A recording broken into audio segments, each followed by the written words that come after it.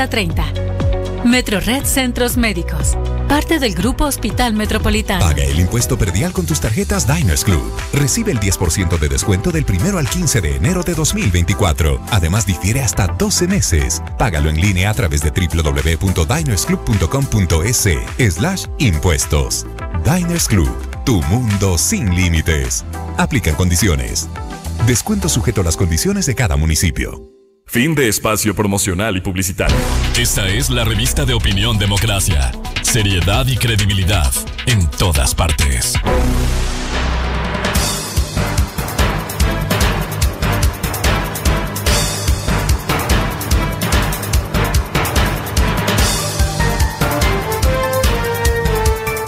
Ocho 11 minutos en el territorio continental ecuatoriano, buscando la verdad y abogando por la recuperación de la paz, la seguridad y la institucionalidad en el Ecuador. Queremos dar la bienvenida a nuestros siguientes invitados: el coordinador de la Comisión Nacional Anticorrupción, doctor Germán Rodas; el periodista investigador Juan Carlos Calderón, de Plan B; y el doctor René Ortiz, el secretario de la OPEP, exministro de Energía. Les invitamos para analizar, a propósito de la coyuntura y la revelación de nuevos hechos de este personaje del gobierno de la Revolución Ciudadana, Nilsen Arias, quien fuera gerente de comercio internacional en ese gobierno, procesado hoy por la justicia americana. Quisiera empezar con Juan Carlos Calderón, precisamente. Siempre sus investigaciones nos ha ilustrado muchísimo, para recordar quién es este personaje. En el imaginario colectivo a lo mejor están olvidados. ¿Quién es este personaje de Nilsen Arias, que fue ejecutivo durante el correísmo? Juan Carlos, muy buen día. Muy buenos días, y gracias por la oportunidad, y un cordial saludo a quienes nos acompañan en este panel. Miguel, bueno, Nilsen Arias, precisamente tú lo has definido como gerente, o en ese tiempo gerente de comercialización de Petroecuador, es decir, quien avalaba y establecía las relaciones comerciales con las empresas a las cuales la estatal vende el crudo o exporta, digamos. Y él fue partícipe ya, según lo que ha venido revelando la justicia de Estados Unidos, básicamente en informes que el Departamento de Justicia develó, siguiendo la pista de una gran empresa comercializadora, Dunbar, y que asoma como una empresa que habría otorgado o entregado sobornos a funcionarios, básicamente de petroleras, para obtener ventajas en los contratos de comercialización, información, etcétera, en varios países de América Latina, incluido Ecuador. Cuando salta esta historia, más o menos en 2016, o sea, salta desde los Estados Unidos, evidentemente se establecen las relaciones de quién estaría detrás de estos procesos de comercialización ilegítimos según la justicia de los Estados Unidos. Y aparece una trama en la cual este gerente, ¿no es cierto?, de comercialización habría recibido sobornos por interpuestas personas de un señor que hizo la mediación, llamado Perey Casa, de Guayaquil, ¿no es cierto?, que entiendo vive en Estados Unidos, y que también entrega información a la justicia de los Estados Unidos. Esto va involucrando toda una trama bastante sofisticada, ¿no es cierto?, de transferencias de las empresas. Básicamente hay una trama que involucra a cerca de 5 empresas, ¿no es cierto?, que habrían hecho estas operaciones y entregado estos sobornos. Y Arias, según la justicia de Estados Unidos, habría recibido un poco más de $17 millones en sobornos de parte de varias empresas, la mayor parte de Dunbar, y que de alguna manera también transfirió a otros funcionarios ecuatorianos, funcionario 1, funcionario 2, que en la acusación fiscal no se develan todavía los nombres. Esto es parte del proceso. Pero claro, aparecen nuevas informaciones, nuevas declaraciones. Es un juicio por lavado que se está llevando en los Estados Unidos y que de alguna manera nos llega a nosotros, ¿no es cierto?, quienes pueden o podemos acceder a los documentos que son públicos por lo general en Estados Unidos respecto a estos casos, tratándose ya de un juicio público. Ese es Nilson Arias. Realmente lo que se va develando en el proceso es, y van confesando y van además admitiendo, es precisamente una trama sofisticada de corrupción que involucra, o sea, el proceso de venta de crudo ecuatoriano. Y que a mi criterio, ya no, lo que yo pienso así, no es un caso aislado, sino que también representa una estructura dentro de la propia estatal, ¿no es cierto?, que mostró cómo por acción u omisión de los muy altos funcionarios, tanto de las gerencias, directores de Petroecuador, pues no se puede desconocer de ninguna manera, decir yo no sabía, es un caso aislado, este es un funcionario corrupto, como lo dijo el expresidente Correa, ahora cercano, como reacción a la nueva información que salió. Pues precisamente su trama es tan sofisticada, ¿no es cierto? Los volúmenes comercializados son tan grandes, que no se puede decir yo no sabía. ¿Sí? O es negligencia pura, o tontería, o complicidad. O sea, yo no veo otra forma de decirlo porque, digamos, debe ser de los casos más importantes, más grandes, ¿no es cierto?, que se está ventilando en la justicia norteamericana, que involucran a funcionarios, en este caso a funcionarios de Petroecuador, y funcionarios 1 y 2, como señala, que ya se sabrán los nombres en su momento, y que también dirán de pronto los responsables políticos, ¿no es cierto?, de las empresas. Yo no sabía. Hasta ahí creo que Miguel podría decir quién es Nilson Arias. De pronto se me escapa algo, pero quienes están en este panel saben mucho más que yo del tema y podrán aportar. Muchas gracias. Bienvenido al doctor Germán Rodas, coordinador de la Comisión Nacional Anticorrupción. Doctor Rodas, ¿cuánto puede contribuir esta nueva información a la que, como bien describía Juan Carlos Calderón, es un nuevo aporte? Incluso se habla de cuentas, depósitos offshore, no se habla todavía de los nombres, pero esto en su momento se conocerá. Pero esta es una contribución adicional a ese enorme proceso de corrupción que hubo durante ese gobierno. Doctor Rodas, buen día. Miguel, un saludo cordial. Buenos días a usted, buenos días a Juan Carlos, al doctor Ortiz, buenos días. Déjenme decirles a la distancia que aspiro para ustedes que este 24 sea un buen año, para el país lo propio y para quienes nos escuchan igualmente. Pero pues comenzamos el año así, porque parece que los últimos años la cotidianidad se ha constituido en materia de corrupción un elemento central en el quehacer de todos nosotros, en el sentido de denunciarlo, mirarlo, quedarnos estupefactos y ojalá enfrentarlo como corresponde frente a una circunstancia de esta naturaleza. Creo que el tema, una vez más descubierto fuera del país y una vez más trasladado desde fuera del país hasta nuestras autoridades de justicia, no hace sino develarnos la existencia desde hace muchísimo tiempo de lo que todo el mundo lo ha señalado.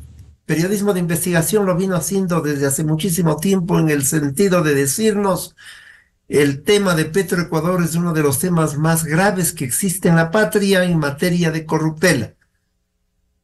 Las investigaciones no fueron lo propicias ni lo acelerado. Hoy es de esperar que con la información que se reciba se pueda enfrentar con agilidad respecto de algo que a mí me parece que prefiero mirar las cosas como me gusta mirar y como en la Comisión Nacional Anticorrupción lo hacemos. Juan Carlos ha sido muy bondadoso en señalar varias opciones, que podría ser descuido, que podría no haber conocimiento, dejó abierta la otra posibilidad con la que yo me quedo. Allí hay complicidad del colectivo que gobernó en el país desde el 2006 y una década después. Allí se construyó un proceso que significó no solamente el asalto en materia petrolera, sino en muchas otras líneas. Hoy hemos estado hasta hace pocos días sufriendo la información de lo que ha significado metástasis, pero aquí hay otros tumores y este es otro tumor con muchísimas otras metástasis que tienen que ver en materia del manejo petrolera. Claro, ese fue el periodo de 2007 a 2017, efectivamente, doctor Rodas. Sí, así es. Decía que metástasis se vuelve dramática porque se manejaban los temas desde la cárcel y porque habían comprado y tienen comprada la justicia, pero acá ocurre lo propio.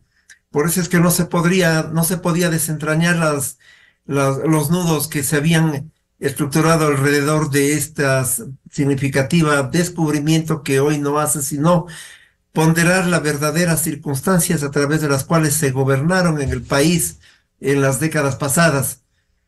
Creo que es indispensable el que fuésemos también preparando para nuevos tumores y otras metástasis, porque aquí hay interrelaciones muy graves que tienen que ver inclusive con gente de Odebrecht, nuevamente, porque Odebrecht siempre le vamos dejando un poco suelta, pero no es gratuito que la familia del señor Nielsen ocupara suites de arrendamiento de las gentes de Odebrecht, ni es gratuito el hecho de que algunas transacciones hechas en Panamá y en otros lugares también coincidían en paralelas con algunas cuentas de Odebrecht.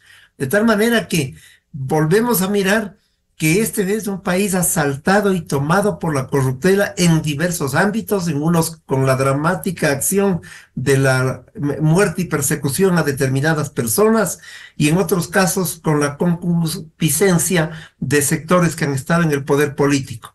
Yo quisiera concluir esta primera parte diciendo que escuché yo al último ministro de Energía señalar algo pavoroso al inicio de su función en el gobierno del presidente Lasso.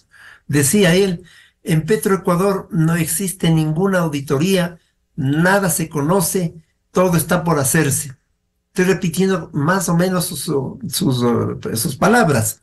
Si eso es así, y de hecho es así, pues ojalá podamos entender y comprender y obtener la información respecto de los montos verdaderamente asaltados en estas transacciones a pretexto del crudo efectuado en preventa y a pretexto asimismo de la presencia de asesores y de una estructura que yo tengo la impresión, puede ser que me equivoque, pero tengo la impresión que están en los en bandos medios y bajos, pero que se mantienen y se han venido manteniendo desde hace muchísimo tiempo a espaldas inclusive de quienes pudieron dirigir las acciones desde esos espacios de la actividad estatal. Creo que es un momento para despertarnos y actuar con energía en este nuevo frente, que no será el último, lamentablemente. Concluyo con una idea. Juan Carlos. Señor. Otro tema para poder hablar sobre lo que significa la corrupción en el país. Lo pusiste en novela, pero ya este país no es de novela y ciertamente lo es al propio tiempo. Pero es el drama que todos los días lo vivimos y que quienes lo hemos enfrentado no podemos arriar las banderas. Realmente debemos levantarnos con fuerza para seguir detrás de aquellos que se han llevado al país en peso y que han taladrado no solamente la conciencia, sino los anhelos de la juventud y de este pueblo, que cada vez con ese tipo de asaltos nos quedamos con claridad absoluta de que hay pocos recursos o menos recursos para salud, vivienda, educación, debido al latrocinio imperante en el Estado. Y desde luego en los actos colusorios permanentes con empresas extranjeras que siguen gozando de los parabienes, incluido en el país y en otros lugares del continente al menos. Bienvenido al doctor René Ortiz, exministro de Energía y secretario de la OPEP. Bueno, desde la visión, con estos hechos de corrupción que se han repetido y ahora hay nueva documentación desde la Administración de Justicia estadounidense, ¿qué hacer con la industria del petróleo del Ecuador? Un gran desafío, cómo hacer transparente, cómo evitar tanta corrupción en el sector, logrando auditorías, procesos de Contraloría. Buen día, doctor Ortiz. Muchísimas gracias, buen día por la invitación. Me complace muchísimo compartir este panel con Carlos y con el doctor Rodas. Yo creo que está muy bien traído a colación la temática que usted plantea, Miguel, pero antes permítame saludar a su distinguida audiencia y desearle que durante este año 2024 tenga prosperidad, paz y por supuesto algo muy importante que es el tema de la seguridad, de vivir tranquilos. Quiero hacerme eco de la última frase, del último pensamiento del doctor Rodas. En este contexto, ¿qué hacer con la industria del petróleo del Ecuador? Porque el problema no solamente es Petroecuador, que es gravísimo, gravísimo, que puedo complementar, por supuesto, el preámbulo muy bien trazado por Juan Carlos y, por supuesto, las observaciones utilizadas por el doctor Rodas. Pero la pregunta es, ¿qué hacer con la industria del petróleo en el Ecuador? Y hay mucho por hacer y hay mucho por entender. ¿Por qué? Porque estamos viviendo un mundo muy inmediatista. Estamos viviendo este mundo de las redes sociales y que hacen parecer que las opiniones que se transmiten a través de mensajes son versiones correctas, son versiones verdaderas, pero estamos a la vez viendo que mucho de esto es lo que se conoce como fake news.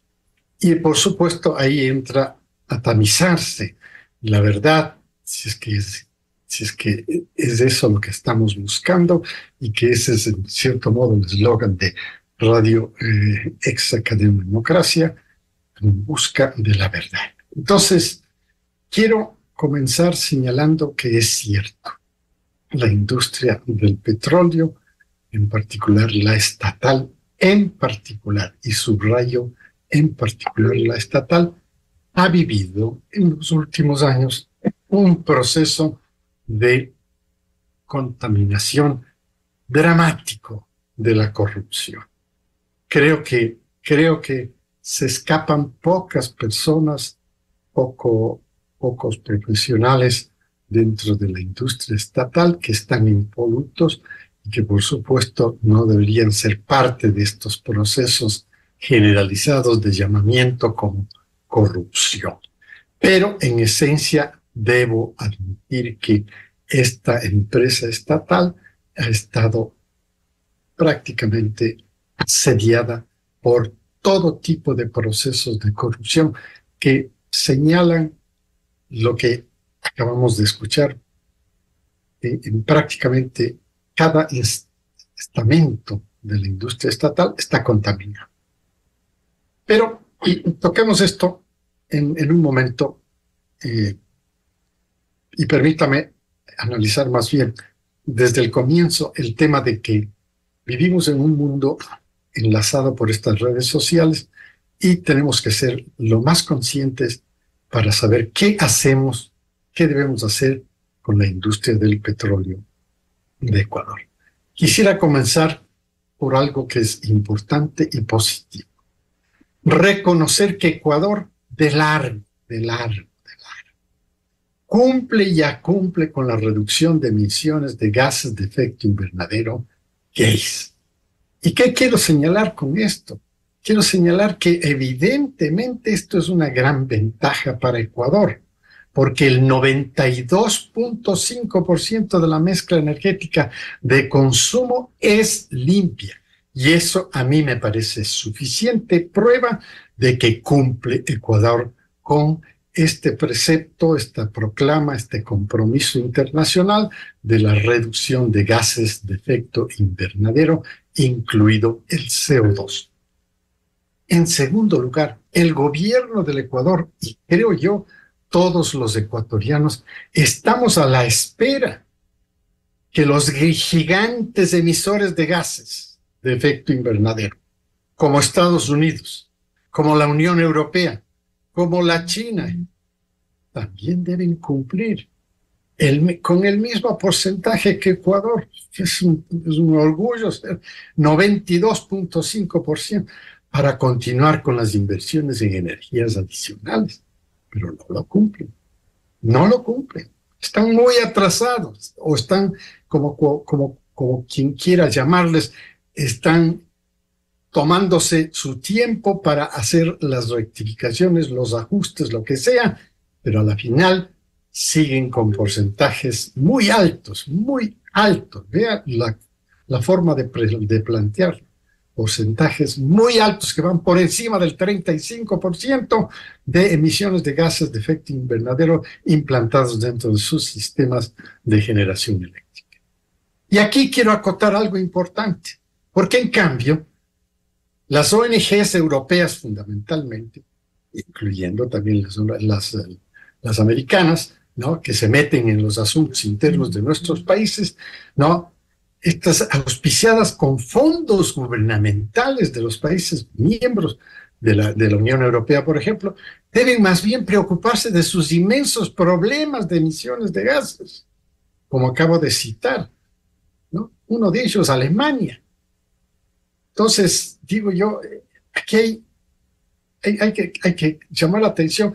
No interfieran dentro de nuestros temas de la manera como llevamos adelante nuestra generación de energía para el consumo, el desarrollo, el bienestar y la prosperidad de nuestro país, pero interfieren como interfirieron directamente, y quiero enfáticamente señalar la interferencia que vivió el Ecuador en el proceso de la consulta en lo que se refirió al tema de la suspensión de la producción del campo ITT en el bloque 43, que fue materia de una consulta popular. Esta interferencia descarada, por supuesto, de las ONGs, que tienen, por supuesto, también aquí sus propios adláteres, con quienes hacen este tipo o viven del auspicio de estos fondos y, por supuesto, hacen su trabajo, pues esto significa, hay que hacerles notar que mientras en sus países esto no se cumple, quieren hacernos cumplir a nosotros en nuestros países a través de estas interferencias. Yo les llamo una interferencia, esto fue en efecto una interferencia. Los apurados en toda esta temática del cambio climático, en esta moda impuesta del vehículo eléctrico, son los europeos, son los americanos, son los chinos que están apurados en vendernos estos vehículos, los vehículos eléctricos, yo no sé, al venderle al Global South, como se llama hoy en día, pero yo digo, ¿y para qué? Si no les sirve, si el gran reclamo en la COP28 recientemente en Dubái, en el pasado noviembre, el gran reclamo de los países africanos era, ¿y para qué nos sirven los vehículos eléctricos? Si nosotros ni siquiera tenemos electricidad en muchos de nuestros países, reclamaban algunos países africanos en esta conferencia mundial que se desarrolló en Dubái. Y eso es cierto. Entonces, ha pasado, nos han impuesto a través de esta moda, porque esto es una moda. El vehículo eléctrico es una moda, hay que entenderlo así, porque hay que regresar a lo que acabo de señalar hace un momento.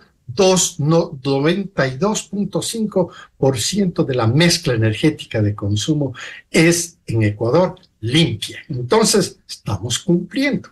Pero el catastrofismo climático de la izquierda, bajo la tutela de Naciones Unidas, así lo llaman muchos otros comentadores internacionales, lo ha convertido en una nueva religión para conseguir la hegemonía política cultural a costa del cuidado del planeta. Todos estamos preocupados del cuidado del planeta.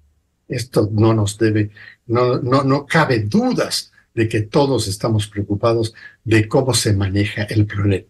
Pero los grandes problemas de contaminación mundial, contaminación del planeta mundialmente, se desarrollan allá en Estados Unidos, en la Unión Europea, en China, en Rusia, en estos países. Ahí está el problema. Y nos lo han querido transferir a nosotros por este catastrofismo, como lo llamo yo, climático, que ha tratado de imponernos como parte de todo este proceso de cambio climático.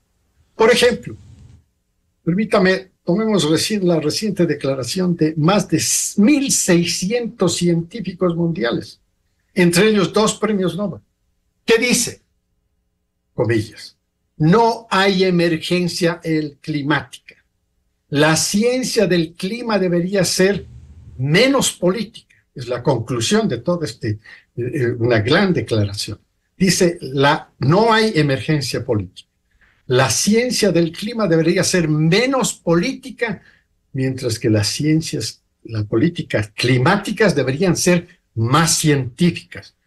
Así lo declaró recientemente también otro funcionario, un legislador, Ignacio Ansaldo, en un foro de libertad y alternativa que se desarrolló en España.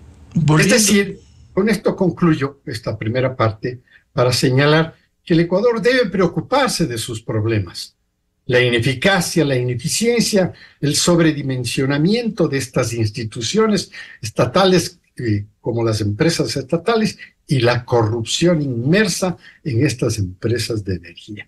Yo creo que ese es nuestro problema y nosotros somos los únicos que podemos resolver esto y no necesitamos que seamos de una manera u otra interferidos en el manejo de estos 4 problemas esenciales: la ineficacia, ineficiencia, sobredimensionamiento de estas empresas y la corrupción inmensa en las empresas estatales de energía, como las hemos visto hasta estos momentos. A propósito del tema de la corrupción y el caso que estamos abordando también de Milsen Arias, Juan Carlos Calderón, efectivamente, a propósito de la mención que hacía Germán Rodas, Noticia del Nuevo Reino, la novela, que es una historia de un americano, Sam, historia ficticia, por cierto, pero que si uno conecta esta realidad de inseguridad y de corrupción, quizás no se asemeje en la coyuntura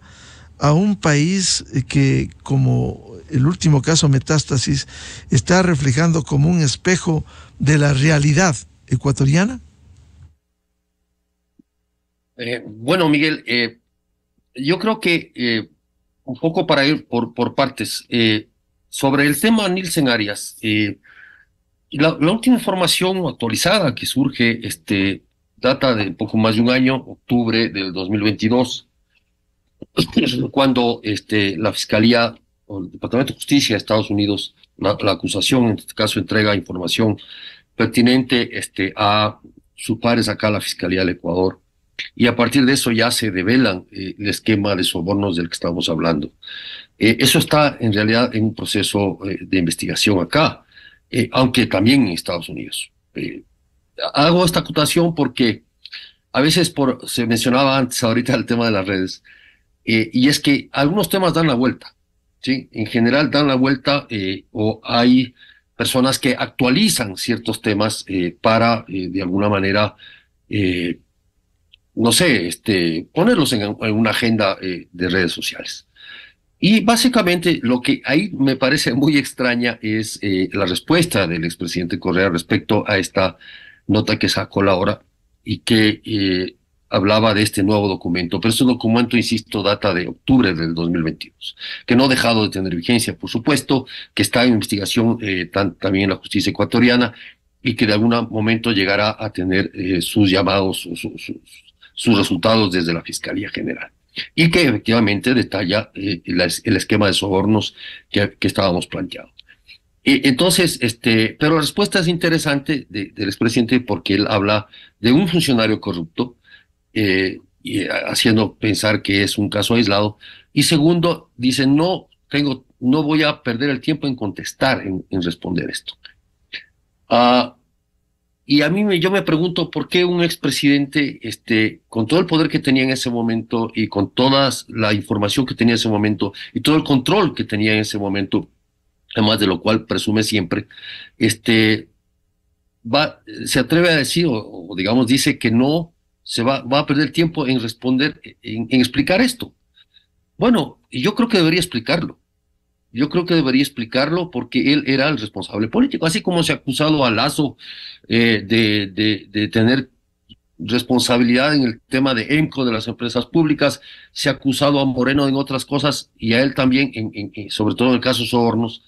Yo creo que no se puede evadir la responsabilidad política y administrativa, además, porque quien dirigía los directorios de Petroecuador en ese momento era su vicepresidente, y su ministro más bien de sectores estratégicos. Y entonces es tan grave el tema petrolero como mencionaba mientras que mencioné la palabra, y es que no solo eso es un problema el de la comercialización, es un problema grave, grande, gigantesco, pero involucra otro tipo de contratos, los propios contratos de Odebrecht vinculados al tema energético, los propios contratos vinculados a la repotenciación de la refinería de Esmeraldas, la fallida repotenciación, de lo cual ya se dejó de hablar, ¿no es cierto? Y parece que con el asesinato de Fernando Villavicencio se callaron todas esas denuncias. La famosa refinería el fantasma de la refinería del Pacífico, etcétera, etcétera. Entonces ahí tenemos una serie de obras, entre comillas, que fueron además, muchas de ellas financiadas con deuda. Lo quiero mostrar, a propósito que va este libro, Los secretos de la deuda china, que ahí estuvimos, que creo que estamos aquí todos presentes, que fue lanzado por Cristian Zurita, y el equipo de investigación de la Fundación Mil Hojas, donde precisamente cómo se detalla tanto en contratos petroleros como en otros contratos energéticos, y la preventa petrolera, que fue este sistema en el cual se vendió, según las denuncias, crudo al menor precio del que se debía vender y se lo revendió a mayor precio, generando una estafa para el Ecuador de cerca de $5.000 millones. La plata que hoy no tiene el gobierno para pagar sueldos, básicamente. ¿No es cierto? Un poco los que escuchan este programa y no les han pagado el sueldo, están en duda de que les van a pagar funcionarios públicos. Ahí está la plata, robada, ¿no es cierto? De los que se llevaron ese dinero. Y eso se generó a través de coimas, sobornos. Ese es el punto central. Entonces, claro, gracias por mencionar lo del libro, de la novela que lancé, Noticias del Nuevo Reino, que evidentemente es una historia que ocurrió, ¿no es cierto?, en el 2009 más o menos, y que permaneció de alguna manera oculta por el impacto que esto tenía, y esta historia, a partir de un asesinato, reconstruye, ¿no es cierto?, un reino, cómo fue creado este reino que hoy vivimos, este reino de la corrupción, y que está atado al caso Metástasis, demuestra claramente que que la realidad, digamos, supera la ficción. El Ecuador vive, y lo vuelvo a repetir, un nuevo momento en su historia que está sometido de alguna manera, y se ve sobre todo institucionalmente en la justicia, en la fuerza pública, en los organismos del Estado, al reino de la corrupción, que tiene su base en la corrupción judicial, como acaba de mostrar el caso Metástasis. O sea, las denuncias de la Fiscalía todavía, ¿no? Pero ahí está claramente establecido cómo en casos... Yo entiendo que el caso de Metástasis involucra a una persona que iba, antes de ser asesinada, a ser denunciada como narcotraficante. Pero estaba involucrada, y su investigación absolutamente parte de una investigación policial y fiscal sobre la contratación pública, el CERCOP, la contratación en hospitales y las empresas públicas. Una de ellas, Petroecuador como empresa pública, otras empresas públicas que cayeron en esta red, y sobre todo los gobiernos, los GATS. Y cómo esta metástasis, metafóricamente hablando, de este dinero criminal, este dinero sucio, ¿no es cierto?, se introduce en la economía formal e informal, y sobre todo en el Estado ecuatoriano. Yo les invito a leer con atención la entrevista que vamos a publicar hoy en Plan B con el general Patricio Carrillo. Él fue el que inició las investigaciones, era comandante de la policía cuando iniciaron las investigaciones. Y como ministro del Interior culminó esa investigación en 22 de mayo, y él cuenta, del 2022, y él cuenta cómo fue el proceso de Norero. O sea, el inicio de Norero, de la investigación sobre Norero, estaba involucrada básicamente en la corrupción estatal, al dinero sucio metido en corrupción estatal. Y él revela que en general, cuando ocuparon la casa de Norero en San Borondón, encontraron contratos o contrataciones con 40 municipios del país. 40. No uno, no dos, no tres, no Manta, no. 40. ¿Y quiénes hacían los contratos? Esos alcaldes. Esos alcaldes. Entonces, creo que hay un poder mucho más fuerte atrás del caso Norero, que involucra la corrupción. Involucra este tema que este gobierno no habla. O sea, hoy se han hecho públicas las preguntas de la consulta popular, y están bien enfocadas en el tema de de la seguridad y la inseguridad que vivimos, que es el momento más dramático que vivimos. Pero todo está generado sobre la corrupción, es decir, este dinero que surge y se obtiene ilícitamente del crimen organizado, que es una estructura, no son personas, son estructuras. Estas estructuras que generan estos recursos ilegalmente, millonarísimos recursos, a través de la droga, el tráfico de personas, el microtráfico, la minería ilegal, el tráfico de armas, etcétera, etcétera. Y la corrupción, el contrabando, etcétera. Todo esto, ¿cierto?, genera capitales que buscan ser lavados e invertidos. Este general hoy eleva la cifra de lavado de dinero, que antes estaba entre 3.500 y 5.000 millones de dólares, a 8.000 a 10.000 millones de dólares. Tiene evidencias para decirlo. Lavado de dinero. ¿Cómo se lava? A través de empresas públicas. Ya lo denunció el propio ex subsecretario anticorrupción, Luis Verde Soto.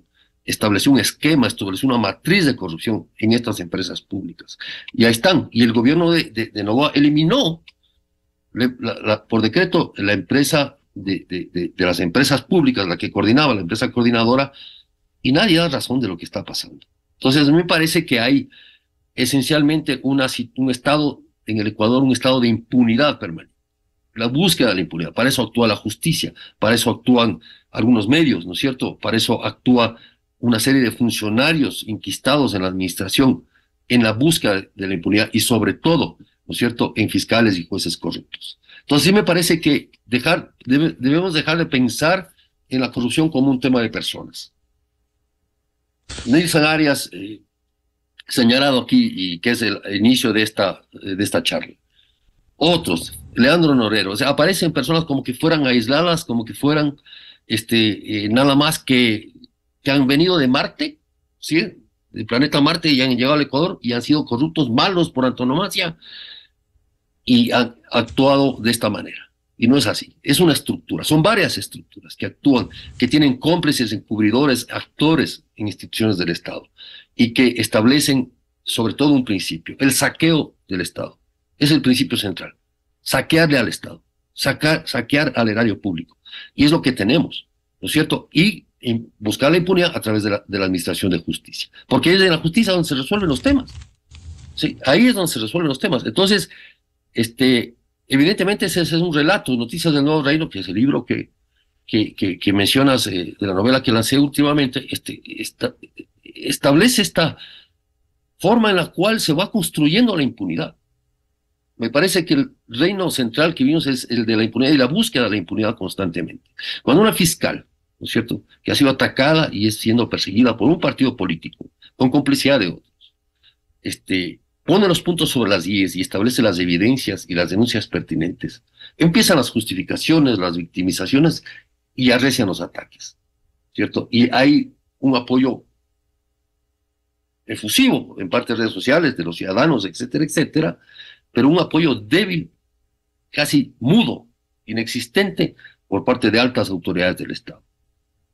Aisladas, diría yo. Entonces ahí se ve claramente, en un gobierno que llegó a un pacto político de gobernabilidad, no sé para qué, gobernabilidad con quiénes, ¿no es cierto? Y en el fondo, ¿qué se busca con esto? Me parece que el fondo central, el tema central que seguimos insistiendo, casos Petroecuador, Arias, Norero y otros, es la impunidad. Doctor Germán Rodas, por lo que señalaba Juan Carlos Calderón, efectivamente estamos viviendo un estado de impunidad que refleja claramente la casuística. Metástasis es uno de ellos, y que ha habido conexiones entre estos sectores y la política. Yo solo quiero mencionar un testimonio escrito, el del diario Expreso del domingo último, 31 de enero, una fotografía que por cierto no es nueva, pero que refleja, para concienciar en el país, el entonces presidente de la República, Rafael Correa, con el canciller también, Ricardo Patiño, junto a Leandro Norero. Es decir, esto es parte del reflejo de una realidad que se quiere ocultar en el Ecuador, un estado de impunidad. Yo creo que lo que está ocurriendo en gran parte nos orienta a pensar que la impunidad puede prevalecer más allá del escándalo mediático, y eso es realmente preocupante. Juan Carlos ha señalado un asunto importante. ¿Para qué ese tipo de pactos? Yo diría, ¿para qué? Si esa es la nueva política de la que nos están hablando. ¿Estos acuerdos van a impulsar la nueva gobernabilidad o efectivamente van a propiciar de manera absoluta la impunidad? Habríamos esperado que con las noticias de las últimas horas y con los temas vinculados a Metástasis, en el Congreso Nacional, esa comisión de fiscalización actúe de manera emergente, rápida, contundente y de forma eficaz para lograr obtener información y para actuar sobre hechos consumados que son dramáticos. Pero si eso está en manos, esa comisión está en manos de quienes gobernaron entre el 2007 y el año 17 y están involucrados en estos temas, es un absurdo pensar que esa comisión pueda tener un rol protagónico para actuar conforme todos estuviésemos pensando que así debe actuar. Hay ahí un elemento de impunidad. Si es que nos quedamos solamente en volvernos ciudadanos que le exigimos a alguien en abstracto el que se pronuncie y el que actúe, pues yo creo que también contribuimos a no dar los pasos adecuados para romper esto que significa no hacer nada. También lo señalado, si no hay pronunciamientos de esferas públicas de apoyo a Fiscalía, de compromiso en la lucha anticorrupción, diciéndolo en algún momento, estamos en contra de la corrupción, también nos dejan serias preocupaciones. Porque bien está dicho y señalado por Juan Carlos, estos no son temas de individuos. No es Norero, no es el señor Arias, no es la esposa del señor Arias, no es alguna persona que está vinculada con alguna cuenta. No, primero es un fenómeno ya estructural en el país y en segundo lugar son mafias organizadas que se están tomando de a poco el Estado ecuatoriano para en actos colusorios con sectores de las empresas privadas de este país y del mundo asaltar lo poco que queda en el Ecuador. Entre el 2007 y el 2017 hemos calculado, hay un texto sobre aquello, que se han perdido en materia de sobreprecios, de actos de corruptel, etcétera, no menos de 60.000 millones de dólares. 5.000 millones de dólares en Odebrecht, 3.500 millones de dólares en la llamada reconstrucción de Esmeraldas y de Manabí, para señalar cifras altas, y las pequeñas que son aquellas que de a poco nos dan montos importantes, y en materia petrolera ya vamos a ver las cifras que han beneficiado a estas estructuras mafiosas que, coludidas con empresas privadas, como insisto, se han llevado recursos enormes del país. Que el expresidente Correa nos diga que este es un tema de algún ciudadano que, siendo funcionario de su gobierno, actuó mal, ese es un lamentable procedimiento de él que se repite, pero que no puede escondernos.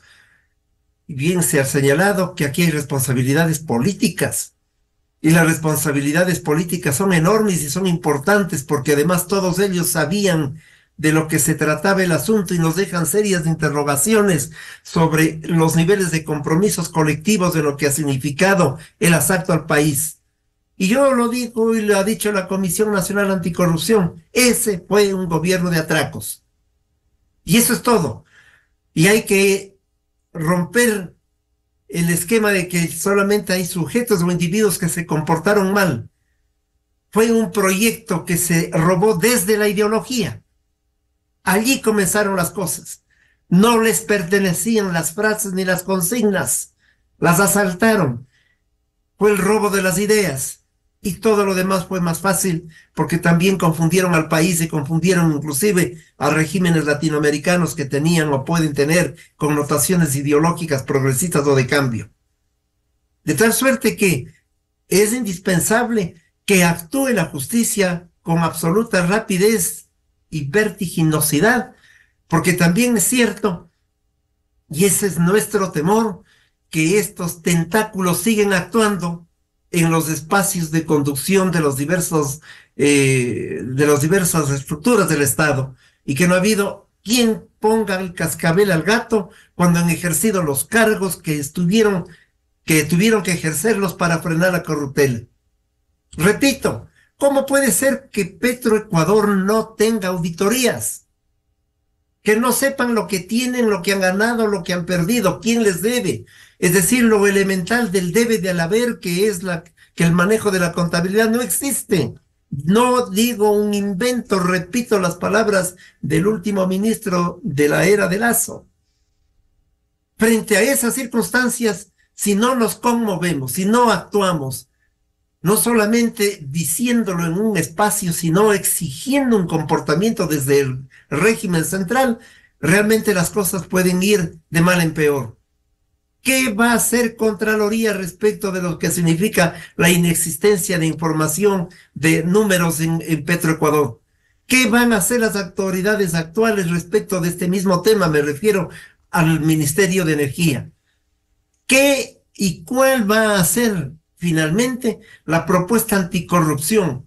Anticorrupción como un fenómeno estructural en el país. ¿Cuál es el sistema nacional anticorrupción que se pone por delante en este momento? Porque hasta aquí lo que parecería que existe es un sistema nacional por la impunidad. Doctor René Ortiz, ¿qué hacer desde el Estado para evitar que se generalice, por un lado, la impunidad, la corrupción, y por otro, que no funcionen las instituciones de control, la administración de justicia frente a casos como el que se ha revelado en Estados Unidos y ha tenido eco en el Ecuador, el caso Nielsen Arias?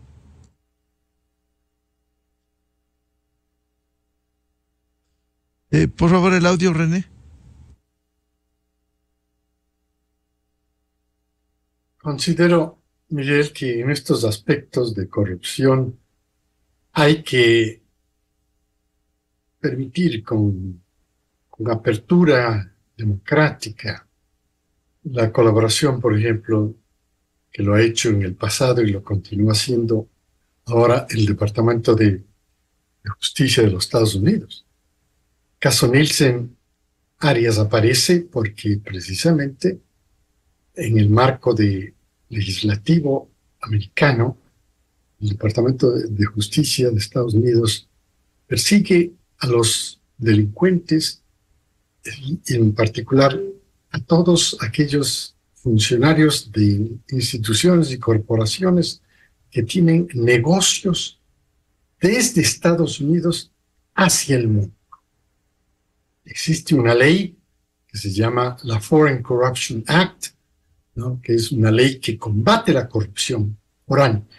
Entonces hay que entender que esto nació, el caso Nielsen Arias nace, para complementar lo que decía Juan Carlos, nace precisamente por una denuncia interna de un fraude, de un lavado de dinero de una compañía que, siendo suiza, originalmente, y sigue siendo suiza, Gumbor, se domicilió en Estados Unidos. Y desde Estados Unidos generaba negocios mundiales. Y entonces, evidentemente, aquí descubrió el Departamento de Justicia, con todas sus investigaciones, descubrió toda una red gigantesca que había desarrollado Gumbor para el manejo de todas esta corrupción, con sobreprecios y con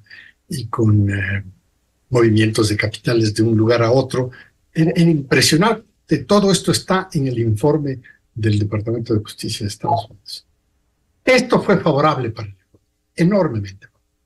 Y no ha comenzado todavía acá en Ecuador el tema, porque evidentemente me imagino que la Fiscalía está todavía intentando complementar la información acá internamente de todo lo que ha recibido externamente del Departamento de Justicia de los Estados Unidos. ¿Para qué? Para evitar que cuando propiamente lance el problema, empiece a indiciar a todos los responsables locales, porque lógicamente va a ser responsables locales, no se cometa ningún error. Porque esto podría dar lugar, y aquí apelo al doctor Loz, podría jugar la duda, y inmediatamente la duda podría generar la anulación, es decir, la nulidad. Y esto es lo que hay que evitar, y yo pienso que la Fiscalía trabaja con mucho sigilo y con mucha profundidad para evitar que queden vacíos, y efectivamente este caso de corrupción que fue denunciado en Estados Unidos y que involucra a este funcionario de Petroecuador, Nielsen Arias, no se quede solamente en la denuncia, sino que termine como han terminado los otros juicios anteriores, que también han tenido la colaboración de Estados Unidos, del Departamento de Justicia de los Estados Unidos, para que precisamente sean sentenciados los responsables. El 1 y el 2 que decía Juan Carlos, que no aparecen en la denuncia, sino solamente Nielsen Arias, pero dice hay un 1 y hay un 2, y ya va a aparecer. Ahí está, pienso yo, y espero que así sea, que la Fiscalía está haciendo una depuración de toda la información, está copiando mucho más información sobre la base de esta información que le ha llegado del Departamento de Justicia de Estados Unidos para poder iniciar su propio proceso de demanda judicial en los tribunales de Ecuador. Muy bueno el trabajo de la Fiscalía. Yo creo que nunca antes nosotros habíamos percibido internacionalmente un respaldo de más de 23 ex jefes de Estado, ex presidentes de América Latina, apoyando la gestión de la fiscal. ¿Frente a qué? Frente a precisamente lo que ha sido detallado aquí por mis interlocutores anteriormente, del caso Metástasis, que es el caso más connotado dentro de la historia judicial de nuestro país, y que ha involucrado o ha desenmascarado un problema gigantesco de corruptela que se ha generado a través del crimen organizado. Todo esto es un crimen organizado. Están metidos de todos los niveles en este crimen organizado. Y miren ustedes el último descubrimiento, o que nos hace conocer Juan Carlos, sobre 40 municipios que eran comandados desde la cárcel por este mafioso Norero, pero en el cual estaban involucrados evidentemente, y estarán involucrados una cantidad adicional de funcionarios públicos. Entonces, la contaminación de la corrupción ha llegado a tales niveles que nosotros en las empresas estatales, ya no hablo solamente de Petroecuador, sino en las empresas estatales de energía, hay que hacer una depuración total. Yo creo que no hay solamente un problema, como decía el doctor Rodas, solamente de la falta de informes, que es vital para la vida de una institución, el tener informes de auditoría y que sean confiables esos informes. Y la confiabilidad está establecida en la ley, Es materia del Petroecuador el decir, voy ahora a contratar auditores internacionales, y estos que sean avalados por la Contraloría General del Estado. Así debería funcionar el sistema, pero no debía haber funcionado el sistema, pero no funciona como lo acabo de señalar. Y entonces, aquí hay una función. Aquí hay una exhortación directa al nuevo Contralor. Por fin tenemos un Contralor elegido sobre bases técnicas y evidentemente con un puntaje sobre idoneidad idoneidad profesional de este caballero. Entonces, le exhortamos aquí, yo en particular, aquí tiene un deber clarísimo. Tiene que comenzar por Petroecuador, sí, pero con el resto de empresas públicas que estaban todas bajo este comando de ENCO, como se llama, y que ha sido ya definitivamente derogado este decreto, y ya no existe esta institución. Pero aquí yo, Miguel, llamo la atención, ¿y dónde están los informes? Porque cada gerente de Petroecuador debería haber dejado su informe. Cada gerente de Select tiene que haber dejado su informe. Han cursado muchos gerentes por estas empresas públicas, y yo creo que muchos de ellos deben haber presentado sus informes, pero muchos de ellos tampoco han presentado sus informes. Es decir, deberían ser además públicos, y entonces tanto Juan Carlos, que es un investigador, debería tener acceso. ¿Tiene usted, le hago la pregunta en este momento a Juan Carlos, tiene usted los informes de los gerentes de Petroecuador que han pasado durante la administración anterior, tomemos la anterior, la del presidente Lasso? ¿Tiene usted los informes? No, probablemente no los tiene. Yo tampoco los tengo. Evidentemente uno no quisiera saber cómo ellos presentan su informe de gestión para saber si cumplieron verdaderamente con lo que está establecido en las funciones de cada uno de estos personajes, de estas personas.